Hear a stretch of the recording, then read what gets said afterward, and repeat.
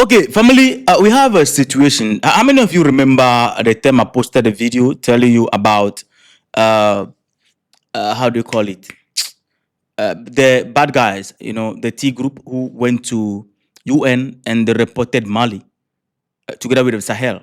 And I said in that video that, hold on, something is about to happen following that. I made it clear that we should be expecting some news. I don't know what is going to happen, but something is going to follow after that. There's news circulating. I thought it's a joke, but it is true. This was posted by the Washington Post. So I'm going to read portion of it, then you understand the agenda and things going on right here.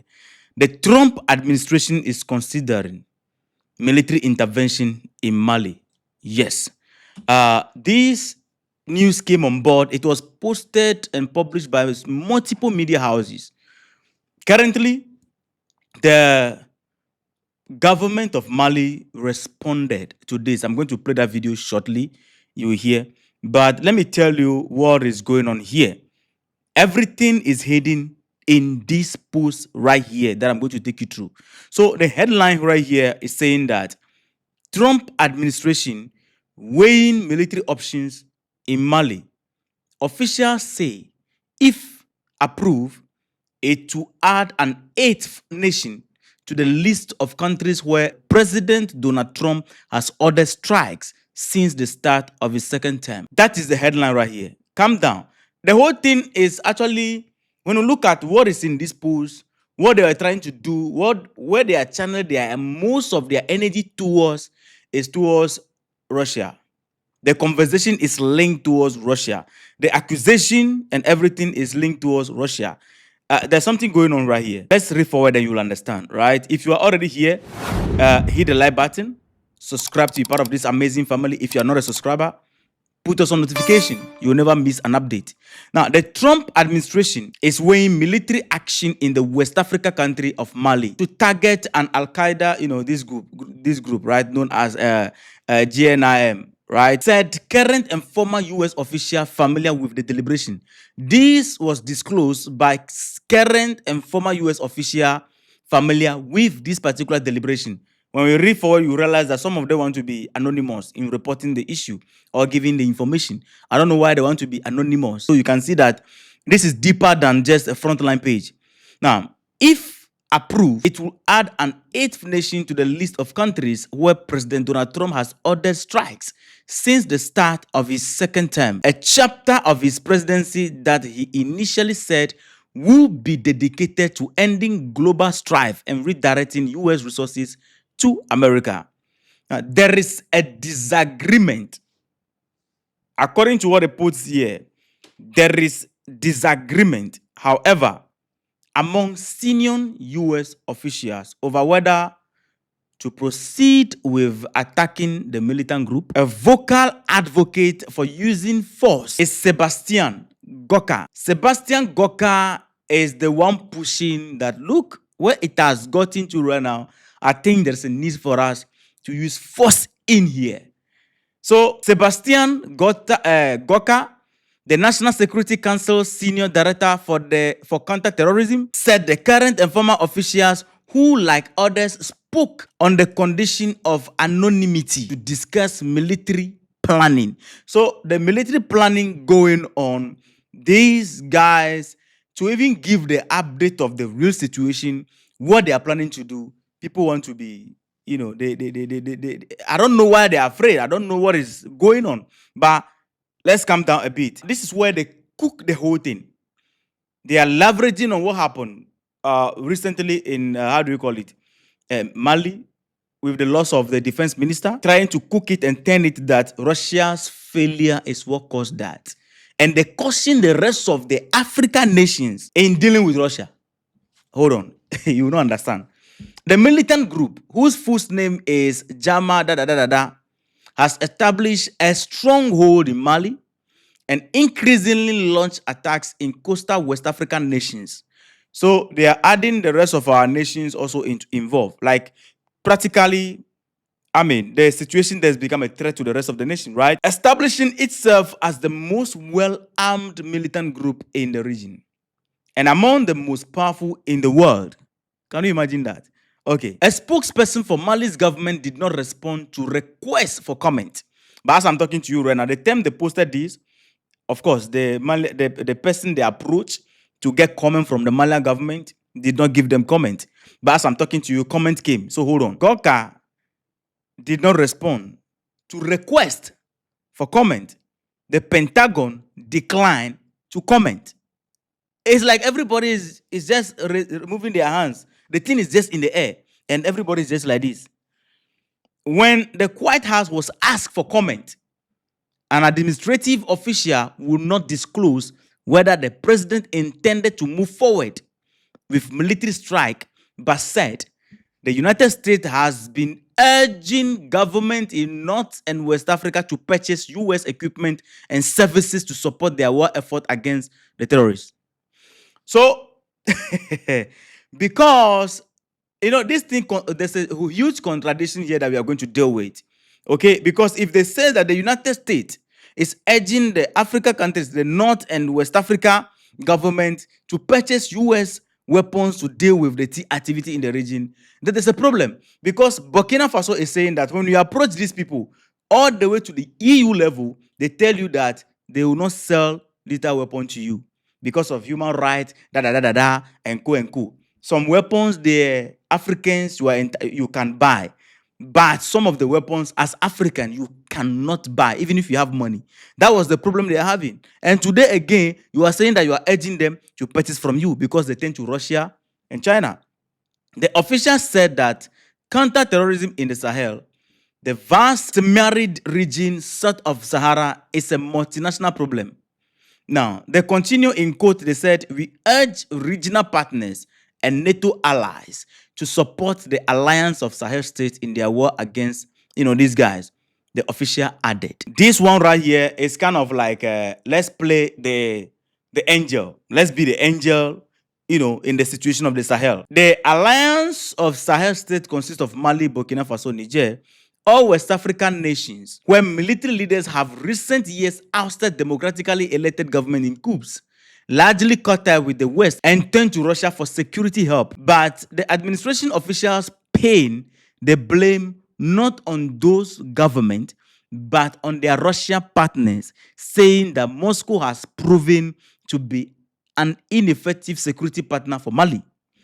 We hope that other African nations take note of Russia's terrible performance in combating, this group, the official said. So this was an attempt to degrade the partners of Mali, the African corps, right?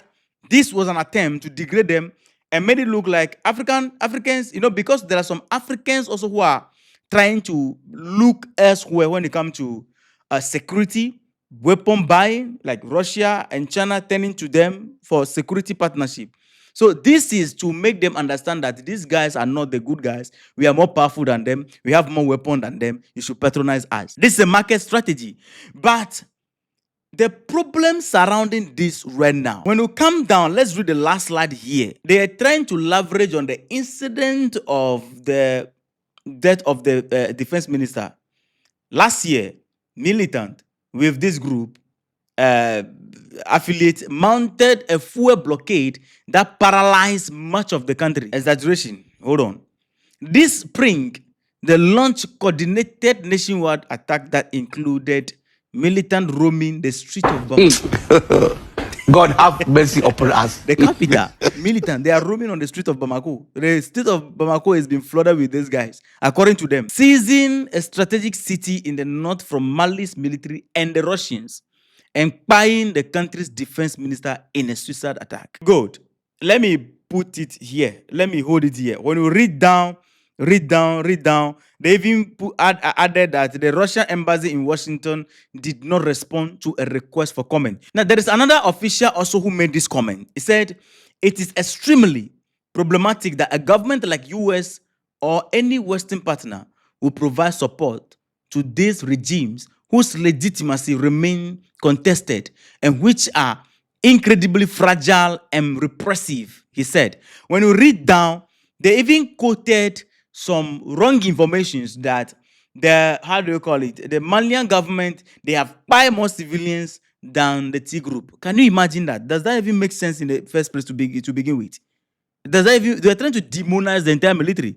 But let's put that aside. The Malian government on the other side said, look, they did not consult them for this. They were on their own, only to realize that posts were flying, publications were flying about this story. They were not approached by the US government. No US official approached them.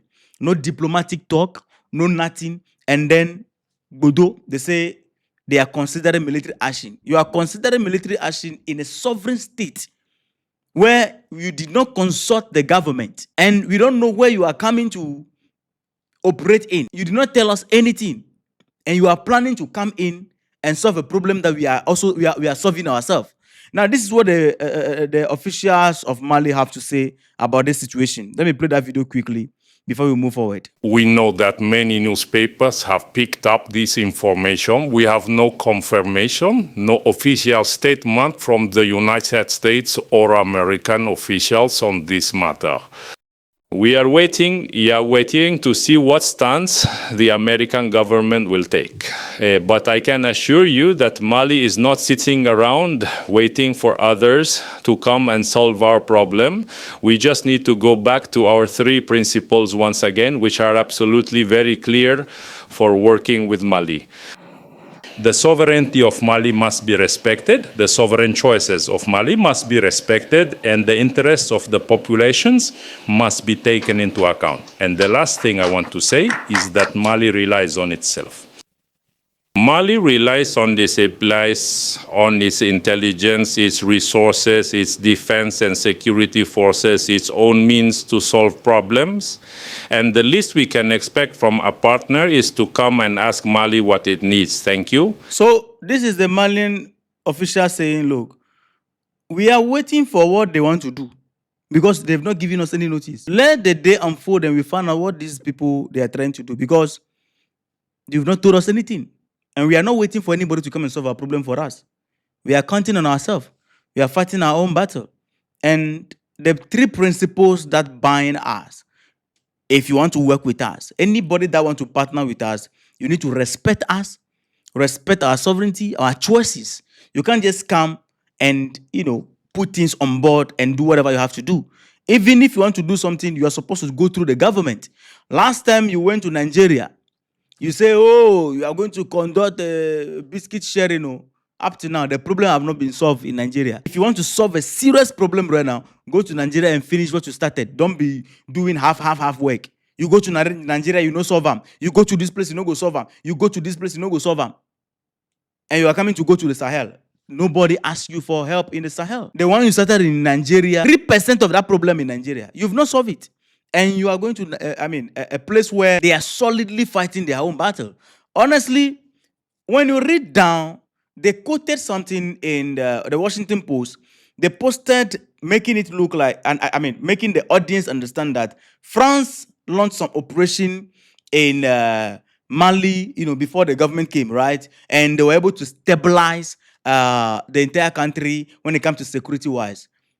But when the government came and turned to Russia, things became worse. Let me explain something here for them to understand. When France was there, it was to regulate the problem. So instead of fighting, there were negotiations. That was what's going on.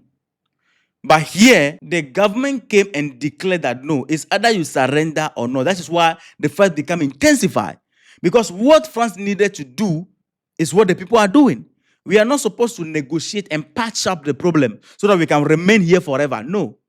This time, the reason why we see this, banter become hot in the Sahel is because they have declared that no, we are clearing you out and, having our freedom. That is why you see the banter becoming hot. In the desert, they are running and all that. They've not been seeing the operation of the African Corps and the Malian Authority. You can check it out. They should check it out. Proper biscuit sharing. Yes. So we don't need the United States to come in there and try to do whatever they think they want to do. But above all of this, we know where this whole thing is trying to lead to. Remember General Lanley? They wanted to go in the Sahel. They wanted to go there a long time. Remember General Lanley? Then you know what they are trying to do. This has nothing to do with T group. So I think the entire Sahel need to sit up. The AES, I believe, the next video, they will issue a statement collectively as the AES and then debunk this and reject this. I don't know, but let's see what is going to happen. Let me know your thoughts in the comment section. See you in the next episode. Respect.